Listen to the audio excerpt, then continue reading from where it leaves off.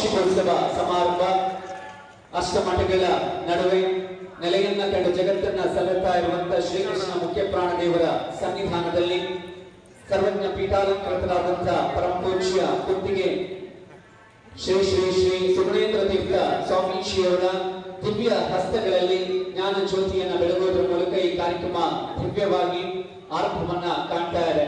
ಪರಮಪೂಜ್ಯ ಗುರುಗಳ ಉಪಸ್ಥಿತಿ ನಮಗೆ ಇನ್ನಷ್ಟು ಬೆಳೆಸಿಕೊಂಡು ವೇದಿಕೆಯಲ್ಲಿರ್ತಕ್ಕಂಥ ಎಲ್ಲ ಗಣ್ಯರು ದೀಪ ಪ್ರಜ್ವಲನೆಯ ಮೂಲಕ 32ನೇ ವರ್ಷದ ವಾರ್ಷಿಕೋತ್ಸವದ ಸಮಾರಂಭವನ್ನ ಉದ್ಘಾಟಿಸ್ತಾ ಇದ್ದಾರೆ.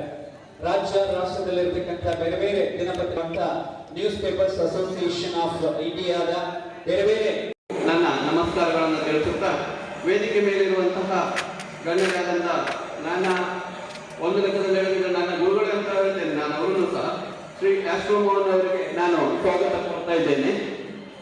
ಅವರಿಗೂ ಸಹ ಸ್ವಾಗತವನ್ನ ಕೋರ್ತಾ ಇದ್ದೇನೆ. ಮತ್ತೆ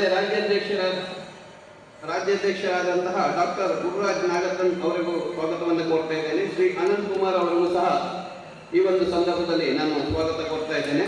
ಹಾಗೆ ರಾಜ್ಯಾಧ್ಯಕ್ಷರಾದಂತಹ ಅಮ್ಮರವಿ ಅವರನ್ನು ಸಹ ಸ್ವಾಗತ ಕೋರ್ತಾ ಇದ್ದೇವೆ.